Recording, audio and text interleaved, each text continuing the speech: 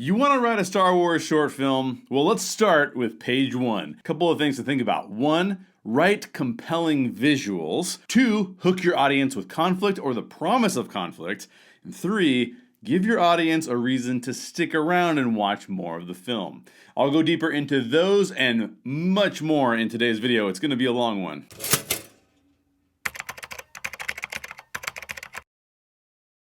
What's up, storytellers and Star Wars fans? I'm Sherer, author of the time travel novel Time Slingers and co-writer and producer of Star Wars Rivals, the fan film.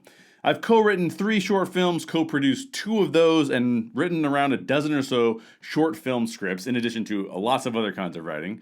But on today's video, I'm explaining how to write a Star Wars short film, starting with page 1, and we're going to dive really deep into it. I've got the script right here. And if you want more details about the process of writing and producing science fiction and fantasy stories, subscribe to this channel and check out more of our videos. Star Wars Rivals. The first draft was written by myself and Nathan Sheck. All subsequent drafts were written by me and Ben Anklam, with Nathan still serving as a story consultant. And while Ben was the director, Nathan and I were actually producers on the film. So all 3 of us are highly involved with all aspects of this film. Now, before I start with the words on the page, I want to make a note about where you're going to get inspiration from. If you're writing the film that you're going to produce yourself, you kind of know what direction you're going in, you kind of know what inspiration looks like to you. But if you're going to hand your film off to somebody else, I'm not a cinematographer. Ben Anklam is a director. I'm not a director on visual mediums. I've done directing in some other areas.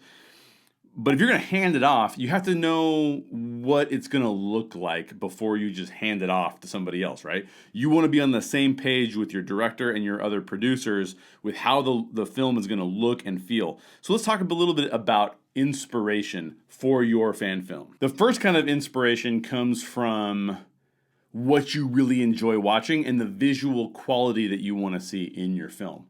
We felt like we wanted to do a more intimate film with a more cinematic nature to it. And we loved the Man of Steel trailer. The Man of Steel trailer is probably one of the best trailers of all time. Highly recommend you go out and watch that trailer to pick up on some of the visual cues that they're using. We really wanted to bring that level of detailed, intimate, visual storytelling to our fan film. That's kind of the style that we wanted. So if you look at the Man of Steel trailer and then you look also at what we're doing with Star Wars Rivals, there's some similarities, I think, there, because we drew inspiration from it. So where do you see visual inspiration? What encourages you to want to write more visually as it pertains to your particular story? I highly recommend you have a conversation with your producer and your director about what that might look like. One of the other things that I wanted to work on was this concept of the actual story itself. But it was this concept of bullying and what bullying does in communities.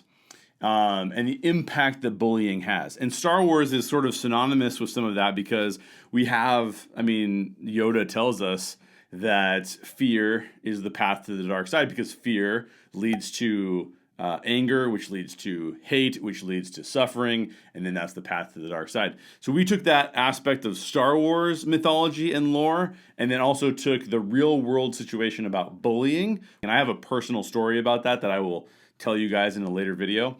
So make sure you subscribe. But that concept is sort of what we were drawing inspiration of to be the through line of the story. So you're going to see some bullying when you watch Star Wars Rivals. You're going to see bullying show up in the story itself. So that's kind of where we got some of our inspiration before we even started putting words on the page. More about that in later videos, but you need to know that going in as we start to look at the script itself. Okay, given that introduction, let's get into the script. We start out, and this is an exterior meadow day. So as you set up a scene, you want to tell whether it's inside or outside, because you want your production designers to know where they're going to be filming from.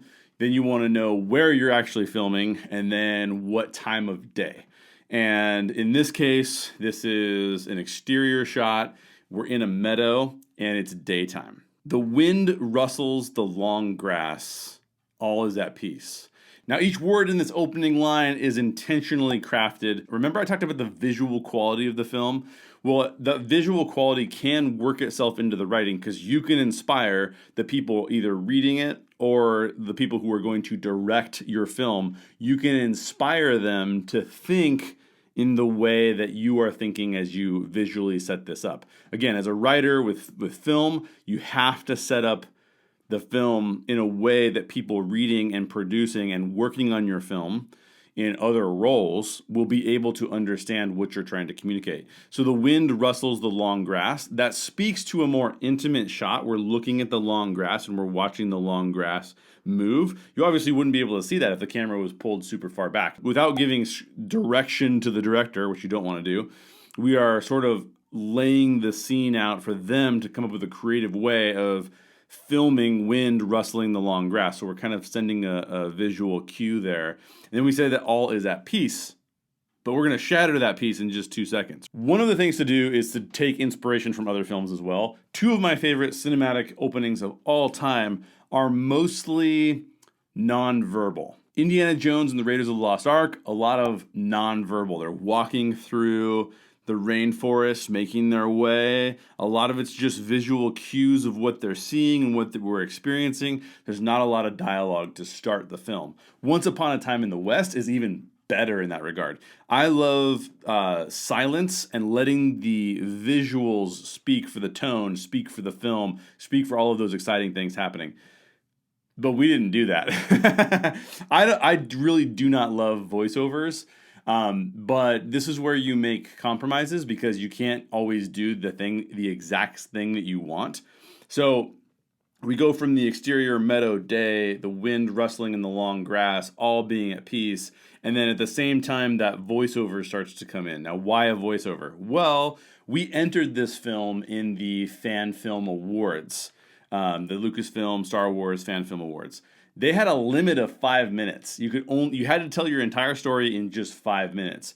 So we, even though we've done a director's cut that's longer, it's about 6.5 minutes now, just know that we had to use the voiceover because there was things that we had to communicate that we could not communicate visually, and we had to, pare down the story to get it into that 5-minute window. I would have preferred to do more silence for longer. If I could have done that entire opening sequence in silence, I would have been thrilled with that. That would have been amazing. But we weren't able to do that based on time constraints. Sometimes you got to make compromises that you don't want to make because you have to get your story across in a certain amount of time or a certain budget or whatever. But one of the things that we made sure to do was to make there be a compelling visual alongside the voiceover, which turned out to be a really, really good decision on our part because you could actually watch what was going on and be listening in for the other information, which was great. My kind of advice, just because I like this, is my preference, is try not to use words. Try to use visuals instead of having someone explain it. Just showcase it in the actual work that you're creating. Next up in the script, 2 sets of legs moving quickly, cracked, wood sticks collide. In that motion, what we're showing is conflict. We're already adding conflict. We're starting with a friendly fight. We know that it's not lightsabers, it's actually wooden dowels. So now the question is, why are these 2 people training together? And why are they fighting? And how is this going to work? And remember, we're exploring the concept of bullying and why people turn on each other. Kuthar's voiceover says, he already said, you show great promise. And now he's saying, and skill, both of you. So he's setting them both up to be kind of on the same level, so to speak. Then we introduce you to Sky. Sky's in her 20s. She has pointed ears. That's important. When we're talking about character description, we need to get the most important details into the character description. She has pointed ears. This says she has a headdress. We never used a headdress. We used other physical makeup instead. Headdress is sort of a weird term anyways. I'm not sure exactly what we meant by that. You have to go back and look. It's that because that probably sends the wrong signal to your production designers. In this case, we didn't. The production design looks amazing, but that's something you need to be, cognizant of. And then she also has purple eyes. So the thing here you see is purple eyes. So ears, purple eyes. Okay, a little different. She's not fully human. And she's sparring with Kel. So Sky sparring with Kel, who's human, slightly older, and that's all the description we give. Now, we had the advantage of already knowing who we were going to use in the script and who was going to be an actress for us filling these 2 roles. You might not have that luxury, and you might have to put a little bit more description in so that when your casting director or when your producers go to cast the roles, or if the director is helping you cast the roles, they can fill the roles in a way that furthers the story and makes more sense. It kind of depends on if you're in a large amount of control and you're the one. We were the ones that were hiring and we were the ones that were writing. We were partnering with Ben to do that and Lucas, our cinematographer. We were partnering with them to do this, but we all had conversations about who was going to fill these roles. So we knew that we didn't have to write all of those details into the script. We just needed to know, you needed to know as an audience, that these were two different people that were still related to one another, and we're going to get into that in a minute. When you do character descriptions, they don't need to be super long. They don't need to be super intense. A longer film, you'd probably do longer descriptions. But again, what you really want to capture is the essence of the character in a short amount of time. They move gracefully and lightly with wooden dowels. Kel scores a point and smirks. The smirk is really important because we're talking about bullying here. So we want to see how this progresses. Again, a little bit of conflict, introduce a little bit of conflict. As a viewer, we can see the smirk. Our actress is really good. Shout out to Maddie Curley as Kel. We see the smirk and we go, ooh, there's something there. What is that? Why is she smirking like that? The voiceover says, your father trained you well. Okay, so now we know that they share a father, so they're sisters. So we're sending audio cues as we're sending visual cues. We're trying to get a lot of information communicated at once, showing action the whole time. Kel and Sky, our two lead characters, reset on guard, and then they close their eyes. So now we're giving you a visual cue that they're going to try and draw upon the Force. They're Force sensitive. It already says that their father has trained them, so we can believe that they're Force sensitive. And then Kuthar is going to literally say, your father trained you well in the ways of the Force. So we're getting the visual cue of them closing their eyes to use the Force, and we're getting the audio cue of Kuthar telling us that that is also true. They spar again, eyes closed, slightly faster, so now they're in more competition with one another. Sky falls back onto the grass. Kel points her stick in Sky's face. Sky, this time, smirks like, oh, you got me, right? And then shoves the wooden dowel away. So she shoves the wooden dowel away, and Kel doesn't like that at all. At the same time, you're getting this, more tension. There's more tension in this fight than I initially thought. The Kuthar voiceover then says, but you still have much to learn. So we as writers are building the tension through the script. It's audio cues, it's visual cues of the tension increasing. We want more and more conflict. I've talked about this in other videos. More and more drama, more and more conflict. Sky moves to stand, but Kel shoves her back down and sneers at her. So now we know that there's some competition here that's kind of crazy. And then the last voiceover of this first section is really intense because Kuthar says, in light of his passing. Whose? The father's passing. Whoa, now there's emotional trauma that's entered into this as well. So we're hitting you with a lot of information to kind of set this story up in a way that makes you kind of take a step back. That's most of the way through page 1. We're just going to finish out this section before we go into the next section in a future video. Now we're going to start a new scene. So now it's exterior gravesite day. Now, you'll notice that we say it's exterior of the gravesite at daytime, but if you actually watch the film, which I'm going to show the section of the film we're talking about. I'm going to show it at the end of this video. We say that it's day, exterior gravesite, day. However, if you've watched the film, you know that it actually looks a lot more like nighttime in the actual film. Well, why is that? What happened there? We ran out of time filming in the day. We had to film it at nighttime. Fortunately for us, it works fine. That is not an essential thing to have stay the same as the script, but that was still something that was a little bit scary. This scene, we're at the gravesite, it's daytime, a gravestone with alien text, and we had to create that. And in fact, that actually exists. It's actually in a garden bed in North Hollywood somewhere. Our director, Ben Anklam, took this home with him and put it in his apartment complex in the garden area. It's awesome. There's actually a Star Wars gravestone in there that's from our film. And then a hand gently touches it. Now, that's another visual cue of us being more emotionally involved. close-up shots, just kind of like the Man of Steel trailer again, which I mentioned. Kel is kneeling between two gravestones so that we know that it's the father and the mother. Now, granted, in our film, we weren't able to get that far, so we just have the one gravestone. But you're supposed to know that their mother, in this case, one of the mothers, I don't want to give too much of a spoiler alert here, but one of the mothers has also already died. So these two young women are alone now. They don't have any parents anymore. They're orphaned. And then Sky walks to her. Now you'll notice that the way we filmed this scene again, and this is actually Ben taking this and doing a really great job of interpreting the script, because Sky does not walk to Kel in the film. They're just kneeling next to each other. Now we get Kuthar's voiceover again. The council has sent me to give you guidance. So now we know that what Kuthar's role is in this as well. Sky tentatively places a hand on Kel's shoulder. Kel looks back up through teary eyes, annoyed and glaring. Sky pulls back. A lot of emotional trauma there. We're trying to send you some visuals that these two young women are in a state of emotional trauma, and we're doing that on purpose.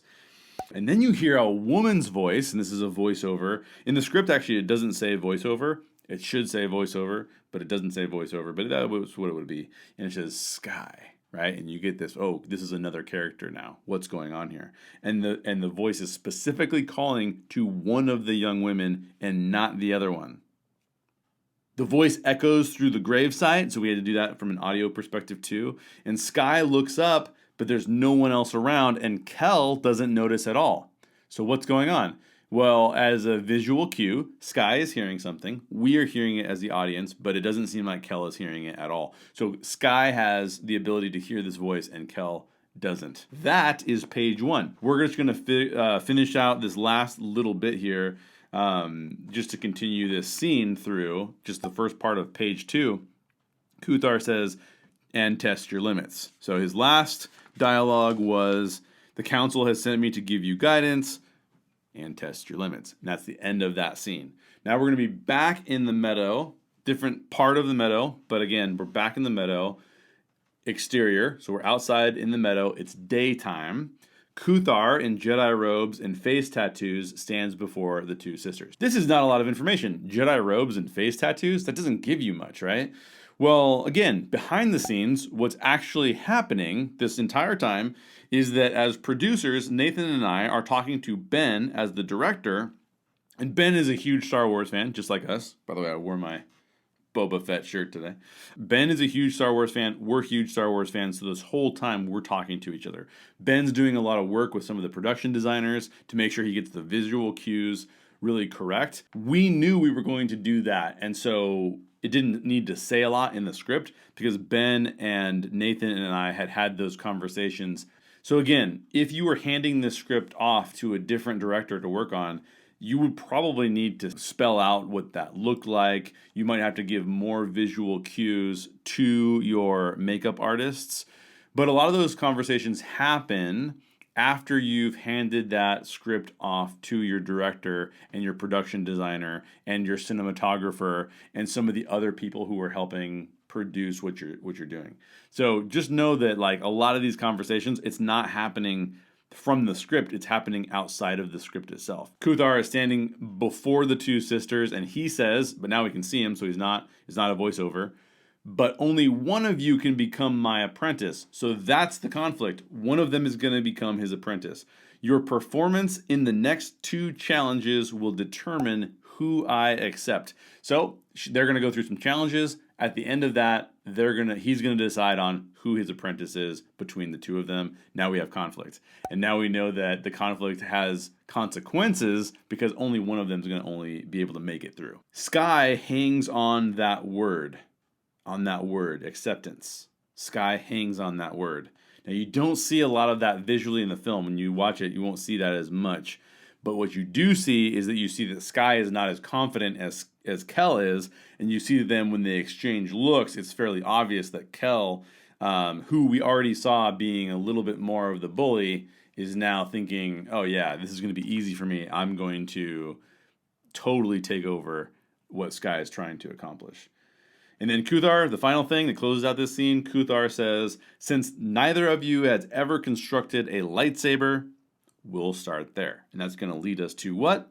A lightsaber construction scene. So that gives you a little bit more detail about what was going into our script, how to write the script, and even some indications of how that turns into producing it as well. I'm going to do a whole separate series on how to produce a Star Wars short film, because I'm basically talking about the writing here. But what I want to do for you is talk about the writing in such a way that it lets you know that when you hand that script off to a director, or when you hand that script off to a producer, it's different. You're going to get something different than what you thought you were going to get unless you do a lot of communication back and forth. It was really helpful for Ben to join us in the writing of the script, because then he was fully involved in our ideas and doing back and forth about what exactly should go into the final film. And that was really, really, really helpful. So be on the same page as your director. I'm a producer and I'm a writer. The director kind of fits in the middle of that, because the producers hire the director, and then the director films the writer's script.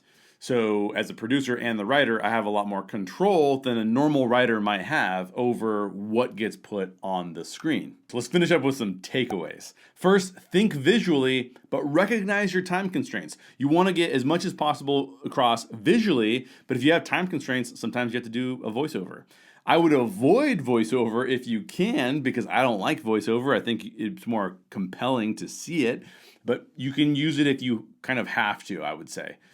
Promise conflict. Always be increasing the conflict, revealing more of why the conflict is there. We go from peaceful to trouble pretty quick. And we hope that that actually increases the intrigue that the audience feels as they're watching. For one more pro tip, stay tuned to the end of this video.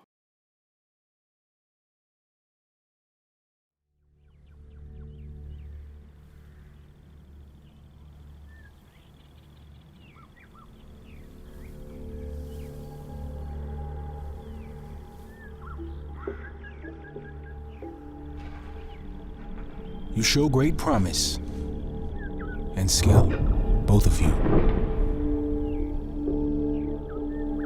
Your father has trained you well in the ways of the Force. But you still have much to learn.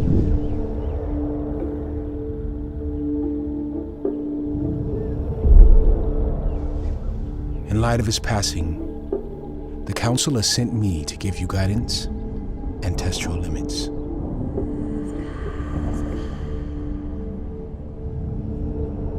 But only one of you can become my apprentice. Your performance in these next 2 challenges will determine who I accept. Since neither of you has ever constructed a lightsaber, we shall begin there. That's page 1. A little bit of page 2. We're going to get into a lot more of that. But do you have any other tips or tricks you would offer to other fan film producers? Leave me a comment down below and let me know. Or if you have a question for me, I'd love to help you figure that question out. Put those questions down in the comments as well. If you want more details on the process of writing and producing Star Wars Rivals, subscribe to this channel. I'll continue to fill you in on all the details related to writing and producing our Star Wars fan film so that you can do the same thing. We had to learn a lot of this from scratch, so hopefully we can help you learn it to begin with. If you like this video, please bash that like button for me. And my final pro tip, the setting matters. You'll notice that our setting, Lothal, that setting allowed us to film in a believable location without having to build complex sets. So keep that in mind when you write your Star Wars fan film. You don't need really crazy sets. Sometimes you can just set the location in the right spots and it works out perfectly. See you on the next video.